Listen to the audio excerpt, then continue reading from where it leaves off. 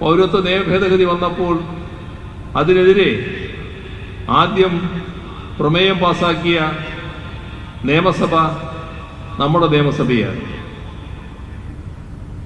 അതുമായി ബന്ധപ്പെട്ട NPR സംസ്ഥാനത്ത് നടപ്പാക്കില്ല എന്ന് തുടക്കത്തിൽ തന്നെ പ്രഖ്യാപിക്കാൻ കേരളത്തിന് കഴിഞ്ഞു.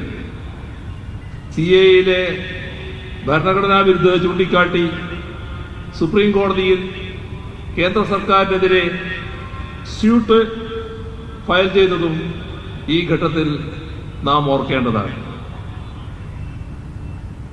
CAA-ക്കെതിരെ മഞ്ചേശ്വരം മുതൽ പാറശാല വരെ മനുഷ്യച്ചങ്ങല തീർത്ത് പ്രതിഷേധിക്കുന്ന നിലയും കേരളത്തിൽ സ്വീകരിച്ചു.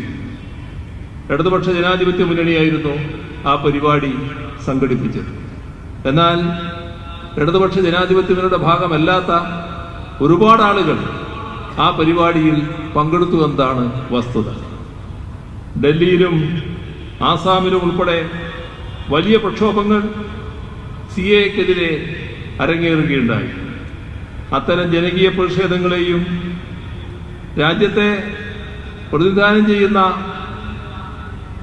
രാഷ്ട്രീയ പാർട്ടികൾ ഉയർത്തുന്ന വിമർശനങ്ങളെയും കണക്കിലെടുക്കാതെ തങ്ങളുടെ വർഗീയ അജണ്ട നടപ്പാക്കും എന്ന വാശിയാണ് സംഘപരിവാർ കാണിക്കുന്നത്.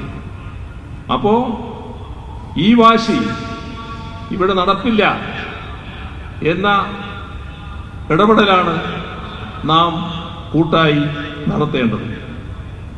ഡൽഹിയിൽ സമാധാനപരമായി CAA വിരുദ്ധ പ്രക്ഷോഭം നടന്നപ്പോൾ അതിനെതിരെ BJP നേതാക്കൾ രംഗത്തെത്തി. പ്രക്ഷോഭകരെ വെടിവെച്ച് കൊല്ലാൻ ഒരു കേന്ദ്രമന്ത്രി തന്നെ ആഹ്വാനം ചെയ്യുന്ന നിലവരെയുണ്ടായി.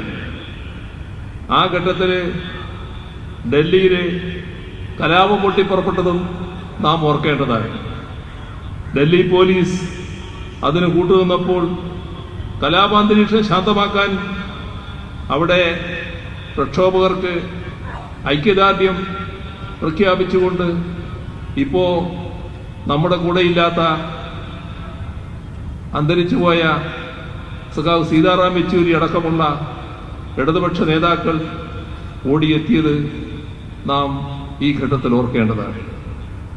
എന്നാൽ അവരെ പ്രതി ചേർത്തുകൊണ്ടാണ്, സീതാറാം യെച്ചൂരി അടക്കം പ്രതി ചേർത്തുകൊണ്ടാണ് അന്നത്തെ ഡൽഹി പോലീസ് കേസ് രജിസ്റ്റർ ചെയ്തത്. ന്യൂനപക്ഷങ്ങളുടെ വാസസ്ഥലങ്ങൾ, ആരാധനാലയങ്ങൾ ഇടിച്ചു നിരത്താൻ ശ്രമിച്ചപ്പോൾ ബുൾഡോസറുകൾക്ക് മുന്നിൽ നിന്ന് പ്രതിരോധം തീർത്തത് സഖാവ് ബൃന്ദാ കാരാട്ടിന്റെ നേതൃത്വത്തിലുള്ള ഇടതുപക്ഷക്കാരായിരുന്നു.